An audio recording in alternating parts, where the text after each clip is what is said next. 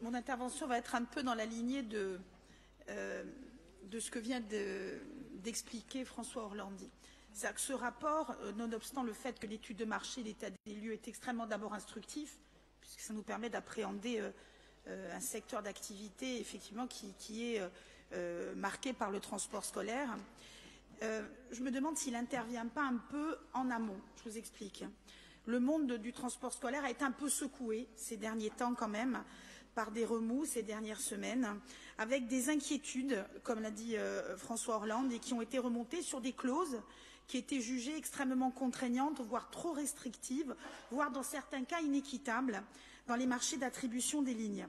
Donc, alors sachant qu'on n'a pas, en tout cas dans cet hémicycle, d'informations sur l'avancée des négociations qui ont été faites avec les syndicats. D'ailleurs, je voudrais savoir si vous connaissez le taux de syndicalisation de la profession. Ce serait important aussi à savoir. Et je vous rappelle quand même qu'il y avait beaucoup d'inquiétudes, entre autres sur les marchés à bon de commande, 2 fois 2 ans. Alors ça a peut-être évolué depuis, parce qu'on nous disait comment peut-on se projeter dans l'avenir et investir entre autres dans des véhicules neufs Euro 6 qui sont beaucoup plus chers si on n'a pas de perspective et si on n'a pas de visibilité de ce que sera le chiffre d'affaires de demain. Sachant que ce qui est très important dans le rapport, et vous l'avez noté, c'est que sur les 85 entreprises dont plus de 90% font du transport scolaire, c'est 1000 emplois, mais c'est surtout beaucoup de toutes petites entreprises à caractère familial qui ne sont peut-être pas aujourd'hui structurées pour répondre à ces appels d'offres. Donc déjà, ce serait bien peut-être qu'en parallèle, vous nous fassiez un petit point d'actualisation sur l'état de l'avancement des négociations. Après, on a parlé des normes Euro 6.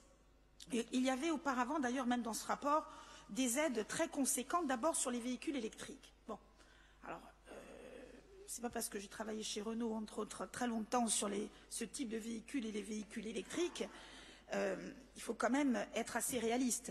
La réalité de notre terrain, les routes, le rural, ne sont peut-être pas aujourd'hui extrêmement adaptés au fait de mettre sur les routes des véhicules électriques, avec ne fût-ce que la recharge.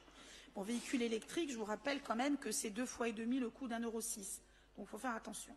J'ai vu que là, vous aviez réintégré des aides sur l'achat des véhicules aux normes Euro 6, peut-être pas, à notre avis, aussi importante qu'elle pourrait, que la profession le voudrait.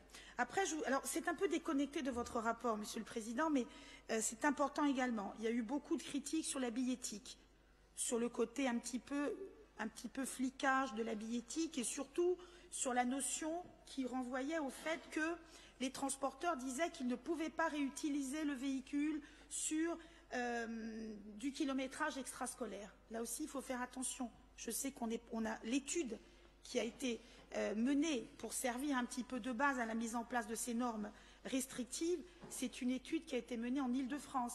Il ne faut pas oublier qu'en Corse, il y a très peu d'activités extrascolaires. Qu'aujourd'hui, on n'a pas de transport, comment dirais-je, de transport d'entreprise, on n'a pas de...